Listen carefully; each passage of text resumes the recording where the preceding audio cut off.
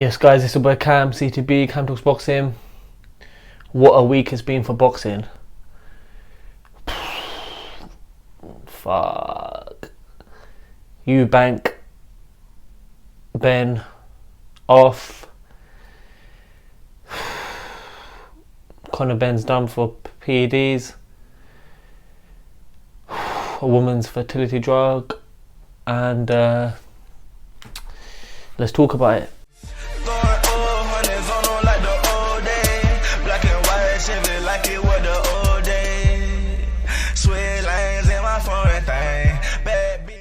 Yes guys, how are we doing? Let's go straight into it. It's been a mad week. What is next for Conor Benn? Will the fight happen with Eubank Jr? Will he be clean from now on? Because make no two ways about it. Like, he's got caught.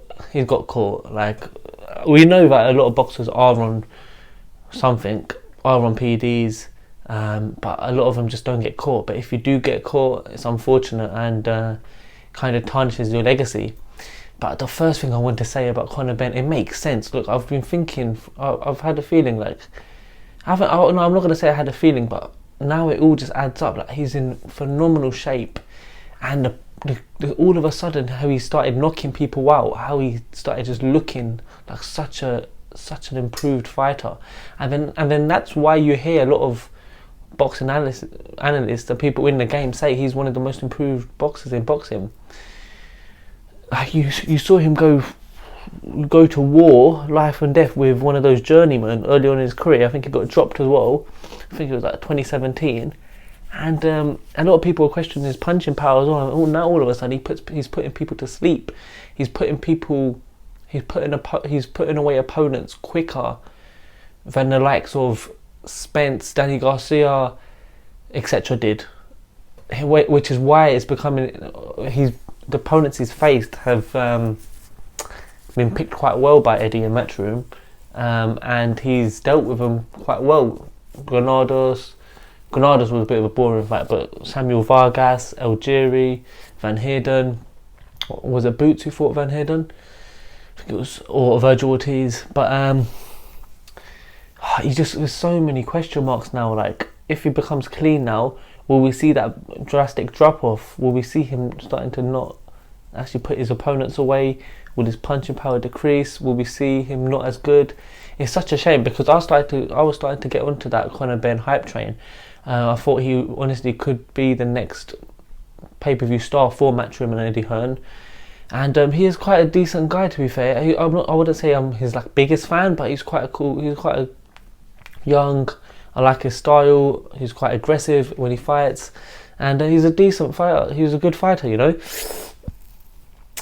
But the problem is, and I thought this before whatever's happened now, like he's got caught, he's failed his drugs test. I was thinking this before, and what I'm referring to is he still hasn't been tested. Like, what level is he at?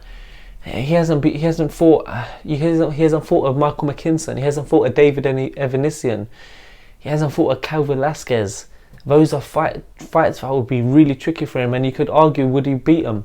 Obviously, before this happened and the trajectory he was going on, you could say, yeah, you probably would be favourite in a lot of those fights. Obviously, the Avanesian one is the one where they kind of ducked that fight because they knew it would be a hard fight. But I can't convincingly say that he would beat them. I can't confidently say that, and that's we haven't even gone on to the Stanionis, Keith Thurmans. Yeah, the Stanionis, Keith Thurmans, who are just, you could say, because Keith Thurmans is a bit older, he's just behind that Boots, Ortiz, and then Crawford, Spence level. So yeah, just so many question marks. But in terms of this week, it's been crazy. I've never seen anything like it. The hype. The week started off well, but all of a sudden we hear Wednesday lunchtime, I believe, he's failed a drugs test. We don't know whether the fight's on or off. And he just got a feel for Chris Eubank Jr. Like, he looked like he was on course to make him weight. He looked shredded. You saw him in the IFL interview. He looked pretty drained as well by the face. He promoted the fight amazingly, and as much as a lot of people thought it was going to be quite like a fantasy, like entertaining fight, like a bit of a circus, a lot of people were still super excited for it. It's kind of that was my Saturday night. I was really excited for the fight. Would have got some food and stuff. I watched it with the friends, and now it's just.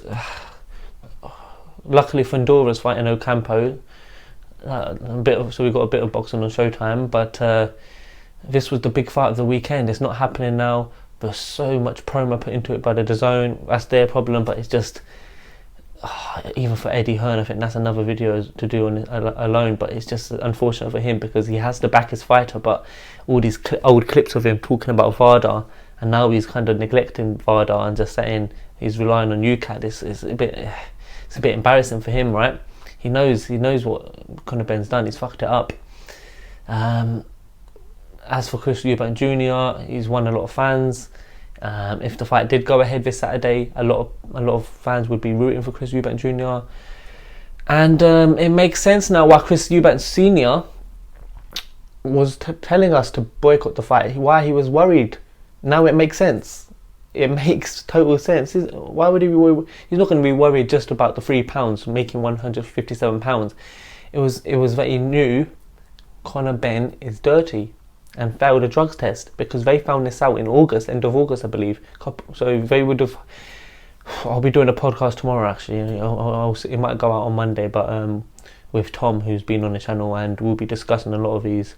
We'll be discussing more about DAZN, Matchroom, Eddie Hearn, the situation in a bit more detail. But it's just the fact, the morality in that, like they were going to lie to the fans who spent hard-earned money on hotels, accommodation, tickets. They would have travelled there, and if it didn't get leaked by the Daily Mail, they would have just swept it under the carpet. They were just going to hide it. So look, it's just, it's not been a great week for boxing.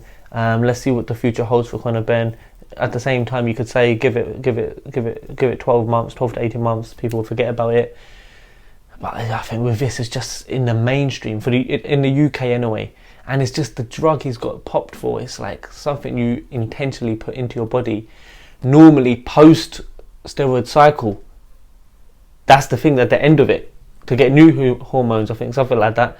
I'm not going to go into the science, but guys, let me know what you think. What's next for Conor Benn? Is the fight going to get rescheduled? It's a huge fight. I think obviously both of them career highest paydays, so we could say it could happen. We might get it before Christmas. Let's see what happens, guys. But yeah, I'll be back with a podcast that will be out on Monday. Hopefully I might post a few shorts in between, but if not, have a good weekend, guys. I can't even pronounce her name. Talking numbers on the phone.